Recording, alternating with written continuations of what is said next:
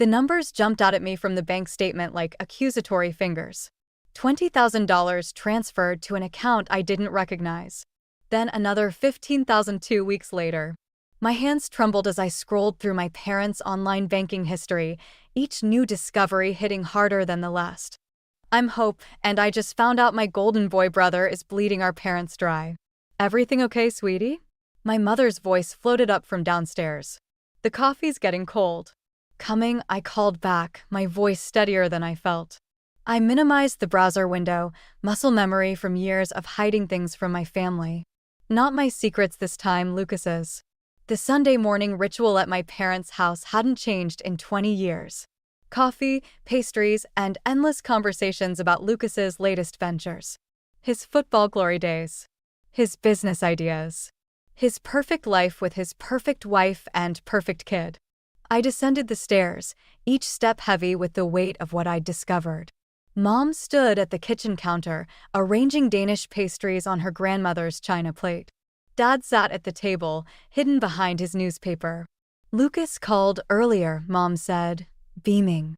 He's finalizing that big deal he was telling us about. Isn't it exciting? The coffee turned bitter in my mouth. What kind of deal? Oh, you know your brother. She waved her hand dismissively. Always thinking big. He just needed to move some money around temporarily. Your father and I are happy to help. Dad lowered his paper slightly. Karen, maybe we shouldn't. Tom, he's our son. Of course we help. Her tone carried that familiar edge, the one that shut down any questioning of Lucas's choices. I gripped my coffee mug tighter.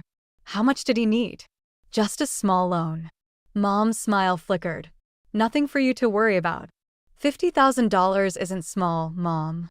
The silence that followed was deafening. Dad's newspaper crinkled as it lowered completely. How do you know that amount? Mom's voice had gone sharp. Because I saw the transfers. I saw them because I was helping Dad set up automatic bill payments, remember? The ones Lucas was supposed to handle months ago. You had no right to look at our private banking information. Mom's face flushed red.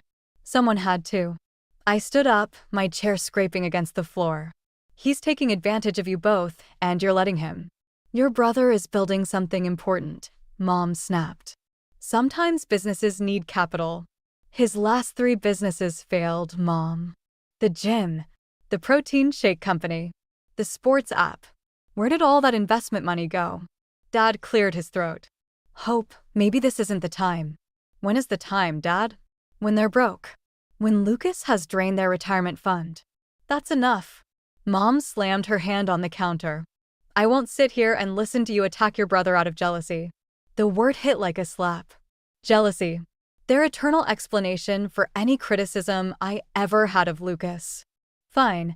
I pulled out my phone and pulled up the banking app. Let me show you exactly what your precious son has been doing with your money. Mom turned away. I don't need to see anything.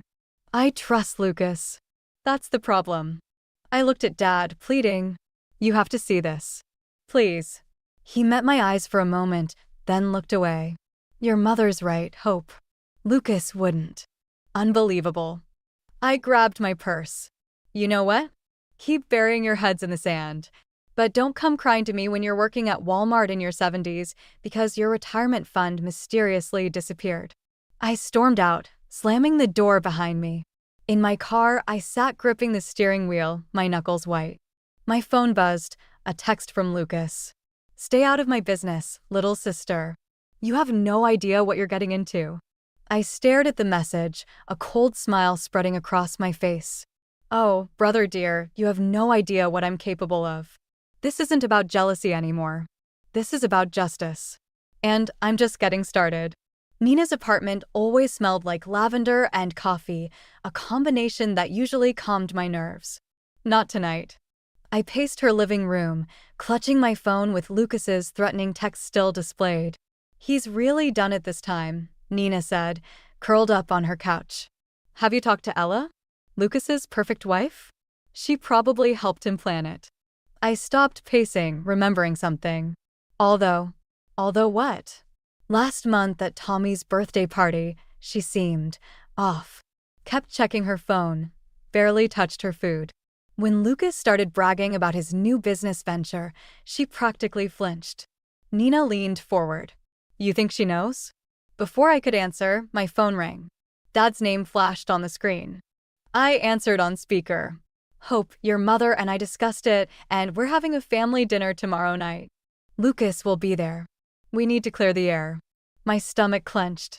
Clear the air? Or gang up on me? That's not fair. His voice carried that familiar note of defeat. We're trying to keep this family together. By letting Lucas steal from you? It's not stealing when we agreed to help him. Mom's voice cut in. She'd been listening the whole time. You're coming to dinner. 7 o'clock sharp. The line went dead. Nina raised an eyebrow. Perfect, I said. A plan forming. I'll bring proof. The next evening, I arrived at my parents' house armed with bank statements and screenshots. Lucas's car already occupied the driveway, his precious Mercedes that probably cost another chunk of our parents' savings. Inside, the tension was thick enough to choke on. Mom busied herself in the kitchen, Dad helped set the table, and Lucas sat in his usual spot, looking smug. Ella stood by the window, bouncing their son Tommy on her hip. Hope, Lucas said, his smile not reaching his eyes. Good to see you're still concerned about my finances. Someone has to be. I dropped my bag beside my chair. Since you're clearly not. Children, Mom warned from the kitchen. Not in front of Tommy. Ella suddenly spoke up. I should put him to bed upstairs. It's past his bedtime anyway. As she passed me, her eyes met mine for a split second. Something in her expression made me pause. Fear? So, Lucas said once Ella was gone. Let's hear it. What horrible accusations are you bringing to dinner? I pulled out the bank statements. These transfers, for starters. $50,000 in 2 weeks? That's just the beginning, isn't it? I told Mom and Dad about those transfers. He leaned back, relaxed. They're investments in my new tech startup. Everything's properly documented. Really? I slid another paper across the table. Because I called the bank. That account number you transferred to? It's a personal account in the Cayman Islands.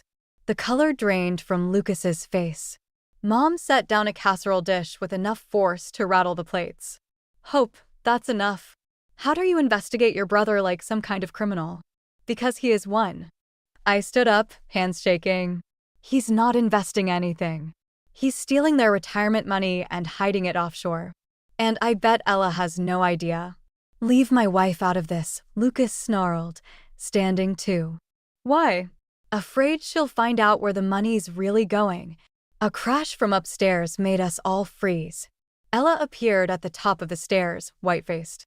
Tommy's fine, he just knocked over a lamp, but... She held up her phone.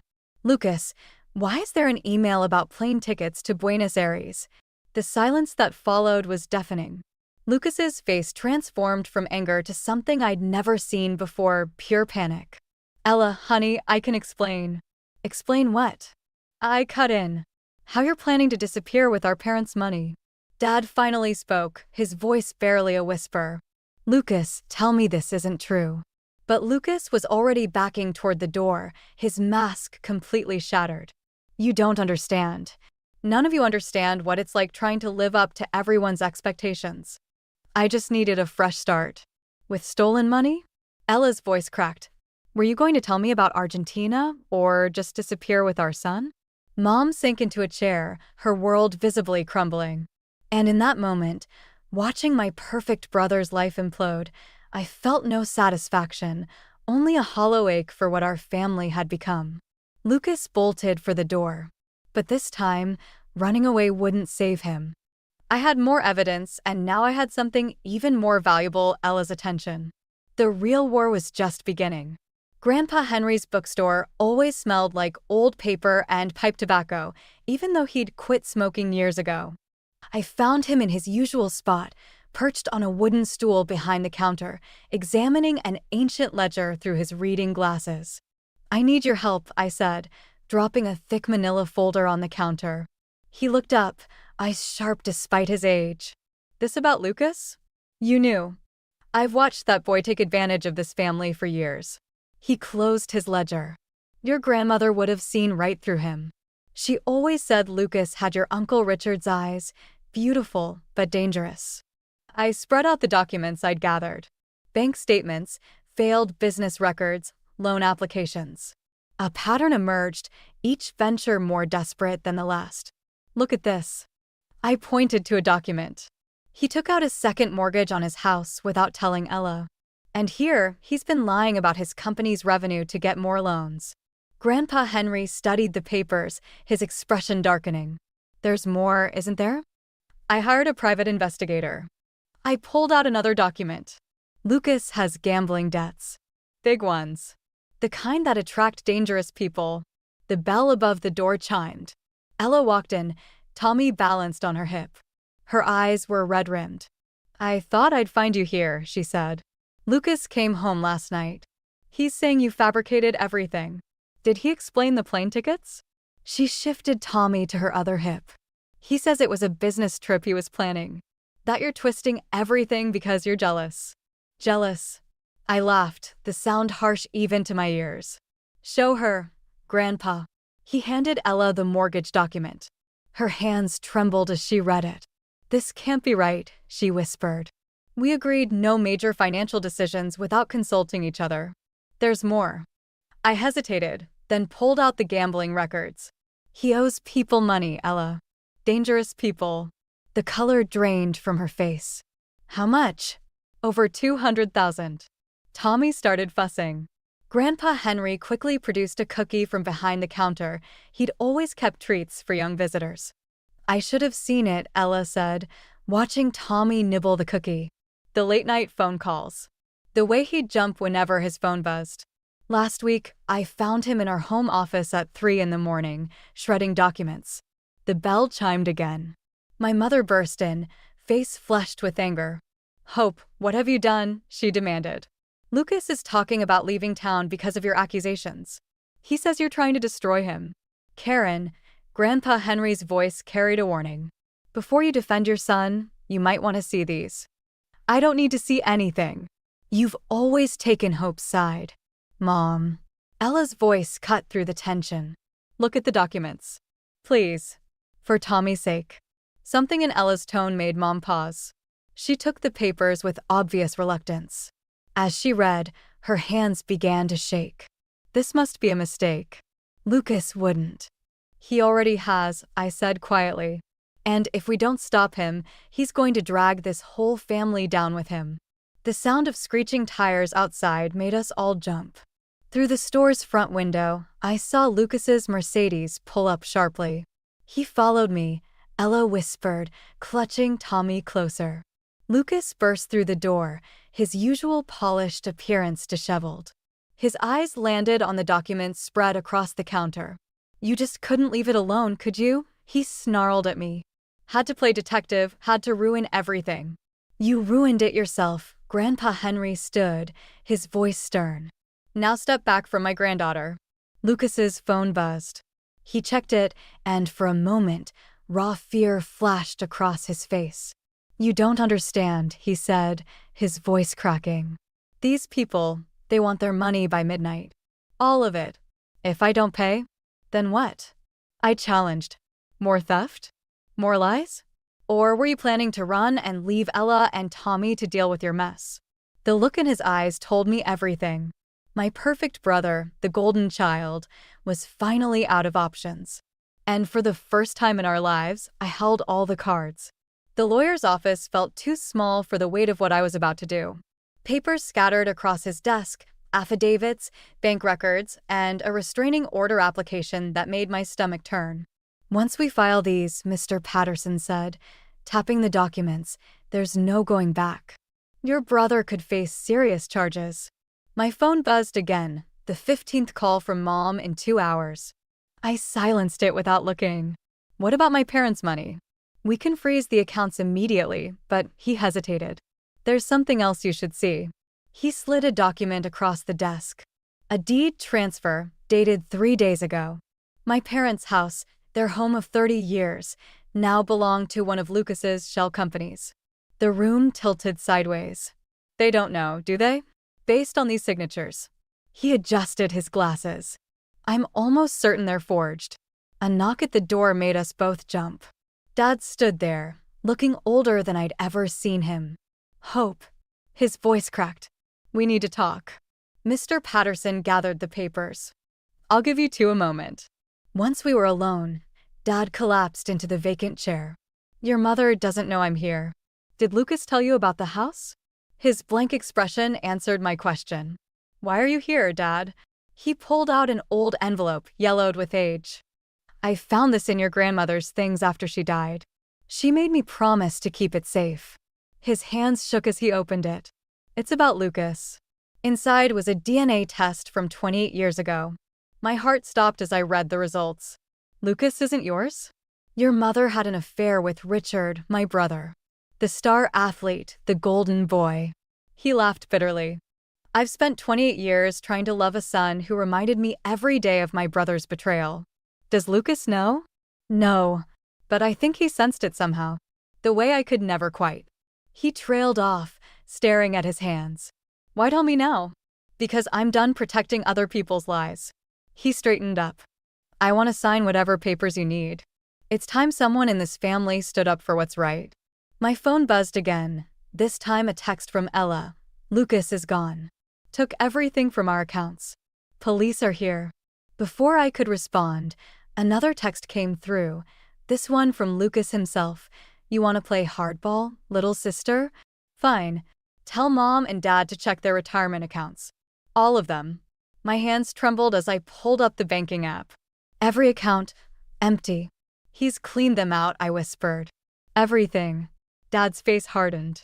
Call your lawyer back in. Wait. I stared at Lucas's text. Something felt off. He's trying to scare us into backing down. But why now? I dialed Nina. Remember that background check you ran on Lucas's new business partner? The one who doesn't exist? Yeah, why? I need you to check something else. Look for any recent property purchases under his name. I heard keyboard clicks, then a sharp intake of breath. Hope, he bought a plane ticket. Private charter. Tonight. Where to? Venezuela. No extradition treaty. Dad was already on his feet. I'm calling the police. No. I grabbed his arm. If we spook him now, he'll run immediately. We need to play this smart. I turned back to the lawyer's documents. How quickly can we freeze everything? With your father's signature? Within the hour. I met Dad's eyes. Are you sure about this? Mom will never forgive you. Your mother's forgiveness stopped mattering the moment she chose Lucas's lies over our family's future. He picked up the pen. Do it. As he signed the papers, I felt the weight of 24 years of being the overlooked child, the second best, the afterthought. But now, watching my father finally choose truth over comfort, I realized this wasn't about revenge anymore. This was about justice. And sometimes justice means burning everything down to save what matters most. I pulled out my phone and dialed one last number. Ella? Get Tommy and pack a bag. I know where Lucas is going, and I need your help to stop him. The private airfield sprawled before us, dark except for the runway lights cutting through the fog. Ella clutched Tommy to her chest in the passenger seat while Nina worked her laptop in the back. His flight's scheduled for midnight, Nina said. We have 40 minutes. My phone lit up with Mom's face. After 3 days of silence, she was calling now. I answered on speaker. Where are you? Her voice cracked. Lucas just called. He's saying terrible things about your father, about some DNA test. Is it true? I kept my eyes on the airfield's entrance. About Uncle Richard? The silence stretched too long. We need to talk about this as a family. Like we talked about Lucas stealing your retirement? Or forging your signatures? Or, he's your brother. No. The word felt like glass in my throat. Apparently he's not. A security guard approached our car. I flashed Ella's ID. She'd called ahead, playing the dutiful wife one last time. You don't understand, Mom continued. Lucas is in trouble. Real trouble. There are men looking for him, dangerous people. I know about the gambling debts. No, it's worse. Her voice dropped. They're saying he laundered money for them. If he doesn't deliver tonight. Headlights swept across the parking lot. A black SUV pulled up near the private hangar. I have to go. I hung up as two men in dark suits emerged from the SUV. They didn't move like businessmen. Those aren't debt collectors, Nina whispered. Hope, what are we doing here? My phone buzzed with a text from Lucas. If you're here to stop me, don't. These people will kill me if I don't deliver. Take Tommy, Ella said suddenly, passing her son to Nina. I'm going to talk to him. Ella, wait. But she was already out of the car, walking toward the hangar. I followed, my heart hammering. Lucas stepped out of the shadows, looking haunted. The men in suits tensed. It's just my wife, Lucas called to them. And my sister. 10 minutes, one man growled. Then we leave, with or without the money. Ella reached Lucas first. You were going to leave us? I was going to send for you. His eyes darted between us. Once I figured things out. You mean once you laundered their money? I stepped closer. That's what this is about, isn't it? Your new business partner, he's with them. I didn't have a choice. They threatened Tommy. Don't you dare, Ella hissed. Don't use our son to justify this. A car door slammed behind us. Dad emerged from the darkness, followed by Grandpa Henry. Hope texted me your location, Grandpa said, his voice steel. Did you really think we'd let you run? Lucas backed away. You don't understand. If I don't get on that plane, then what? Dad stepped forward. More lies? More theft? When does it end, Lucas? When I'm dead? Lucas laughed, a hollow sound. Is that what you want? Dad? Or should I even call you that? The suited men moved closer. Time's up. Wait. I pulled out my phone, opened a banking app. I can transfer the money. Right now. Everyone froze. Hope, don't, Dad warned. It's my trust fund. I met Lucas's eyes. The one Grandma left me. The one you couldn't touch. Why would you? Lucas started. Because I'm giving you a choice. My finger hovered over the transfer button. Take the money, get on that plane. But if you do, you never contact this family again. You never threaten Ella or Tommy. You disappear completely. Or stay. Face what you've done. Let us help you the right way, with lawyers, with protection. But no more lies. The suited men shifted impatiently. Lucas looked at Ella, at Tommy in the car, then at the plane waiting in the darkness. Time to choose, brother. I held up my phone. Who are you really running from? The fog thickened around us as Lucas stared at the screen, his face reflecting the harsh glow of numbers that could buy his freedom or seal his fate. The police station's fluorescent lights made everything look sickly and unreal. I sat in the hard plastic chair, watching through one-way glass as Lucas talked to the detectives. Mom paced behind me, while Dad and Grandpa Henry sat silently in the corner. He's going to prison, Mom whispered. My baby is going to prison, and it's your fault. I didn't respond. My trust fund was gone, transferred to an account that would help Lucas make restitution. The money that was supposed to be my fresh start, my escape, now belonged to his victims. Detective Martinez stepped out of the interrogation room. Your brother's naming names. Big ones. The kind that make people disappear. So what happens now? Dad asked. Witness protection, probably. For all of you. Mom collapsed into a chair. All of us. These people he worked with, they don't leave loose ends. Martinez's face hardened. They've already made threats against Tommy. Ella burst through the door, face streaked with tears. They took him. They took my baby. The room exploded into chaos. Martinez barked orders into his radio while Mom screamed and Dad tried to calm Ella down. When? I grabbed Ella's shoulders. Where? The babysitter. She said 2 men came with papers, said they were from child services. Ella's voice cracked. I called the agency. They never sent anyone. My phone buzzed. Unknown number. Your brother's testimony for the kid. 1 hour. Come alone. I showed Martinez the text. He shook his head. We can't let you. It's my nephew. I stood up. And my mess to fix. Hope, Grandpa Henry caught my arm. This isn't your fault. But it was. I'd pushed Lucas into a corner, forced his hand. In my quest for justice, I'd put a child in danger. I have a plan. I looked at Martinez. But I need your help. 40 minutes later, I stood in the empty parking garage from the text, my heart thundering against my ribs.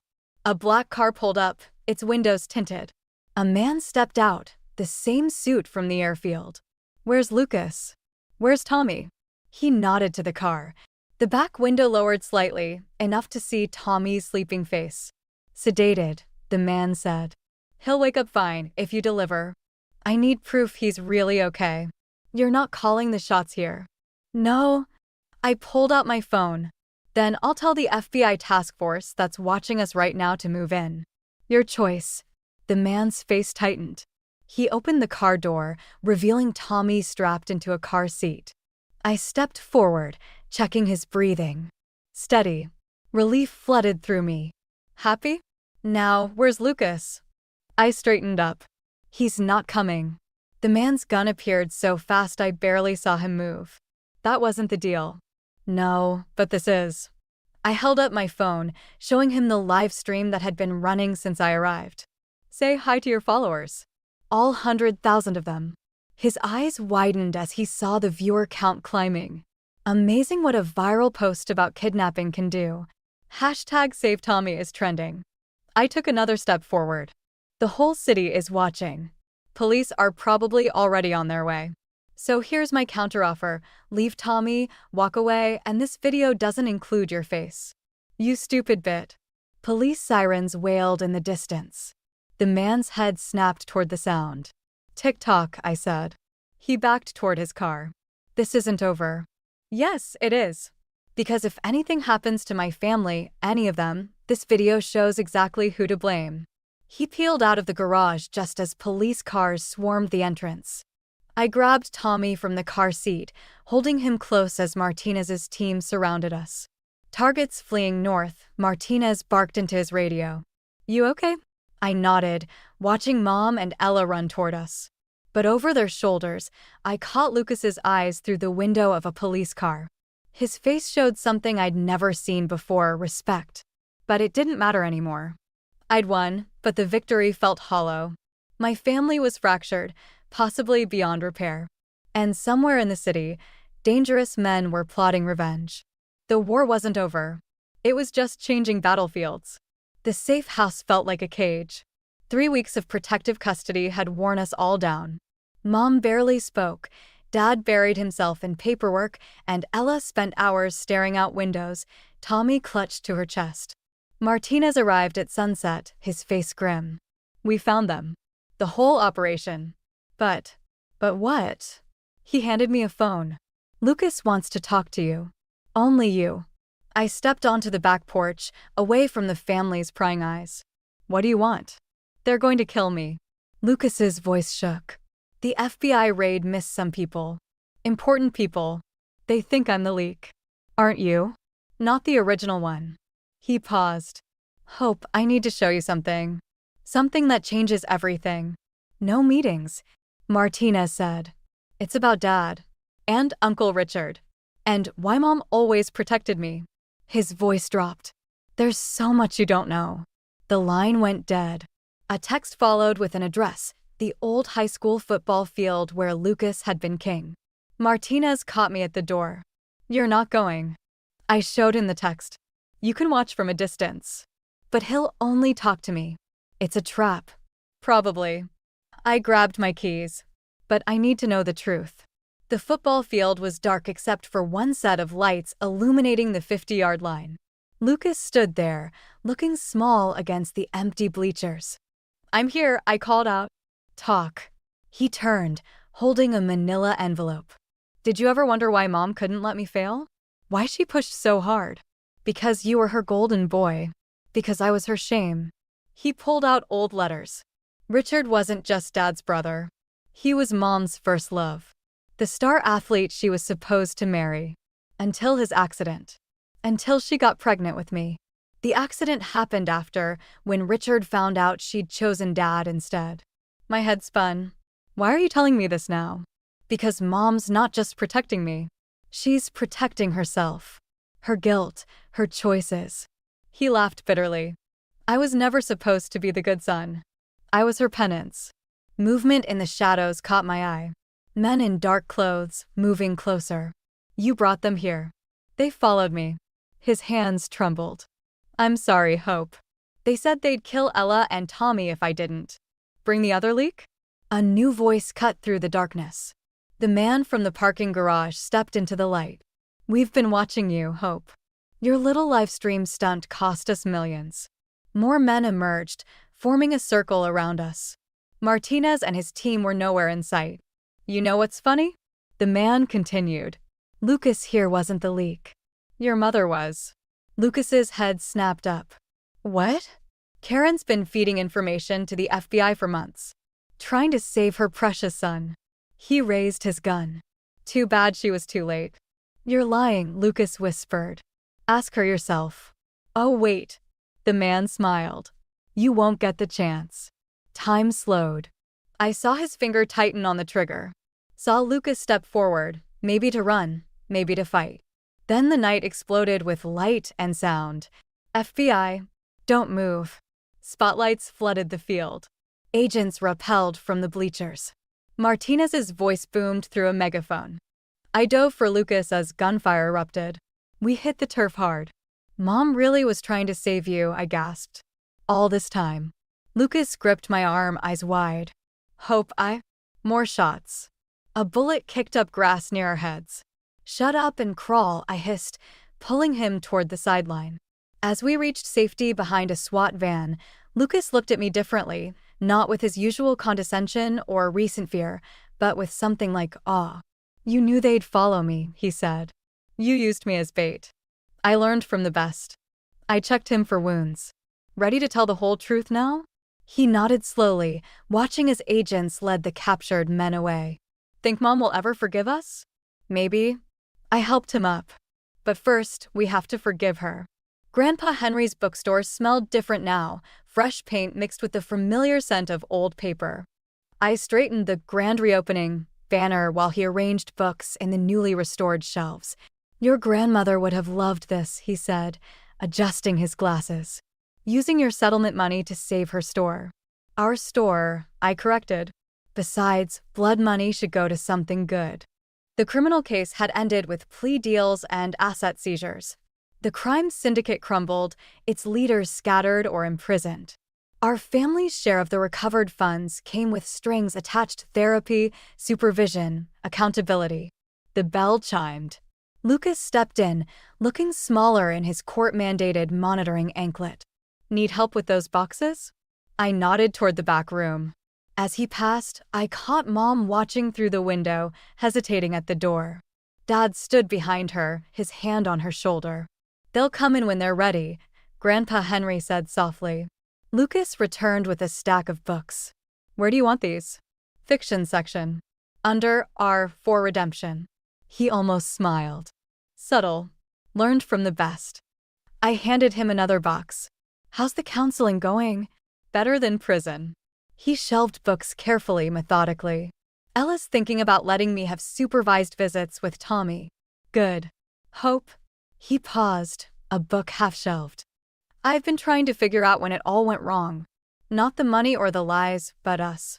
When did I stop being your brother and start being your enemy? Maybe when I stopped being your sister and became your competition. The bell chimed again. Mom finally stepped inside, Dad close behind. She looked around the restored store, tears in her eyes. Your grandmother's first edition collection, she whispered, touching the glass display case. You found them? In the attic, Grandpa Henry said, where you hid them when the creditors came for Richard's debts. Mom's hand trembled. I was trying to protect everyone. By lying, Dad's voice was gentle but firm. Or by making Lucas into something he wasn't? Both. She turned to Lucas. I thought if I could make you perfect, it would erase my mistakes. Instead, I just repeated them. Lucas stepped toward her, then stopped, uncertain. I moved between them, taking Mom's hand and placing it in Lucas's. Perfect is overrated, I said. Try honest instead. The door chimed one last time. Nina walked in with Tommy, returning from their ice cream run. The toddler squealed at the sight of Lucas, but stayed by Nina's side, still cautious around his father. Hey, champ, Lucas said softly. Want to help me put some books away? Tommy looked at Nina, who nodded. He took a tentative step toward Lucas. I turned away, giving them space, and found Dad studying the old family photos on the wall, Mom and Uncle Richard as teenagers, Grandma and Grandpa on their wedding day, Lucas and me as kids. I should have protected you both, he said. From Karen's guilt, from Richard's shadow, from my own cowardice. We protect ourselves now. I straightened a crooked frame. And maybe each other when we can. Speaking of protection, Grandpa Henry called from the counter. These books won't shelve themselves. Family project? One by one, they moved toward the boxes, Mom and Dad, Lucas with Tommy trailing behind, Nina grabbing the lighter loads. We worked in comfortable silence, finding our rhythms, respecting our spaces. I watched them from the ladder as I stalked the top shelves. My family, broken and healing, learning to exist in the truth rather than perfect lies. The revenge I'd sought had transformed into something else, not forgiveness exactly, but understanding. The last book in my hand was Grandma's favorite, worn and dog-eared. Inside the cover, her handwriting, "The truth may hurt, but lies leave scars." I placed it carefully on the shelf, between the past we couldn't change and the future we'd have to build. Some stories end with perfect resolution, with all wounds healed and all sins forgiven. This wasn't one of them.